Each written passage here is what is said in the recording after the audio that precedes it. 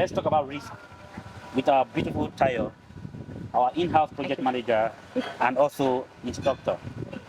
So, Right. Tayo, Yeah. welcome. Thank you, sir. Quickly introduce yourself. So I'm Mama Tayo Henry. I'm an instructor with Advanced Careers UK, and I instruct and facilitate and mentor people in project management. Great. Yeah. So project management is vast. You cannot cover it in a single Oh no, content. it's huge. Yes. So I want to talk about risk. What is risk? Okay, so risk, I always ask my students this. Now you asking me, it's funny.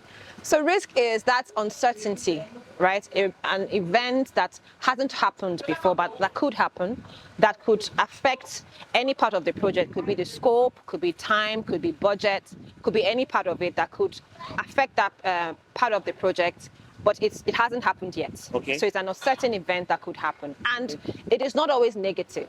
Okay, most people think risk is negative. It's not always negative. Wow. And an example of it that we always teach our students is like COVID-19, right? When it happened, nobody prepared for it. But there were some companies that just blew up, like Zoom, for example, from 10 million downloads to 100 million downloads because they had proper risk management plan. So I think risk is that thing that it's always not always negative, could always be positive as well, also be positive as well, and could be helpful in making your project be successful. Thank you for that, by the way. Yeah. I didn't know that there's okay, I think I do know. Yes, he there's does. positive and negative risk, okay? Yes. So positive risks are the risks that will benefit your company. Yeah. If it happens, for instance, the exchange rate drops and you are importing stuff, Yeah. then you cannot import it less. Yes. So the cost goes down. And at the same it's time, in your favor. If it goes up, it becomes a negative risk because your cost will increase as well. Yes. People start projects without thinking about issues that might arise. Yeah. And then when things start happening, they get surprised. Why is this thing happening? Yeah. Can you tell me what they should be doing about risk and issues? Okay.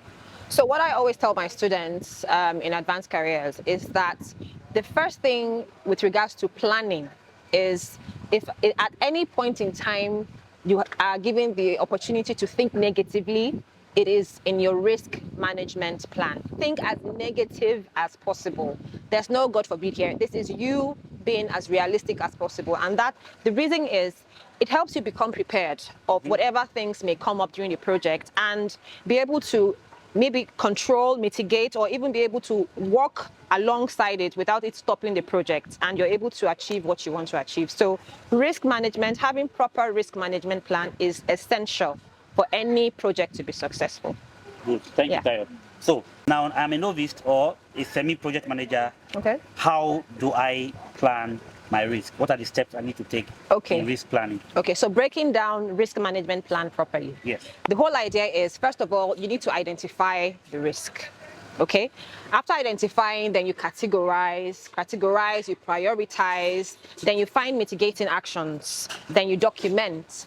And one of the things we teach our students is you know how to put together these tools, these tools that we use, the risk log or the RAID log, right? The RAID log is a more robust one that has to do with the assumptions, issues, and dependencies. But basically, you need to know how to fill out a risk register or a risk log. And it has a lot of content on it, the ID number, the person you are holding responsible to help you monitor the risk, contingent actions, and what have you. If you come to class, you will learn more, okay? But risk manager's plan is one of the many things we teach our students in project management. Fantastic. Yeah. As you're mentioning the steps you need and the categorization and documentation of risk, I'm just imagining the document, how it looks. Yes. So please make sure that we put those documents and those steps on this content, okay? Editor, take note. All right. Okay. So that's a fantastic answer, by the way. Thank you. So what would you say, this is going to be the last question. Okay. We touched on risk, but I know that we have other aspects of project management. Definitely. All right. So I want to become a project manager. Yeah. What do I do? Okay. This is a very frequently asked question, because a lot of people think that I need to know how to code. I need to have lots of experience working with major companies and all of that. So what I would say is the first thing is, of course, you need skills and knowledge. Okay, you need the skills and the knowledge. And also, that's really wide, and I don't think we'd be able to go deeper into this. But of course, skills and knowledge, then you need experience. Now, experience doesn't have to be you working in a major corporation.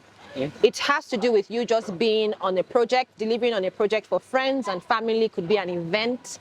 Even I say, if you're a married person and you stayed married for years, you're a project manager. Okay? You're a very good project manager.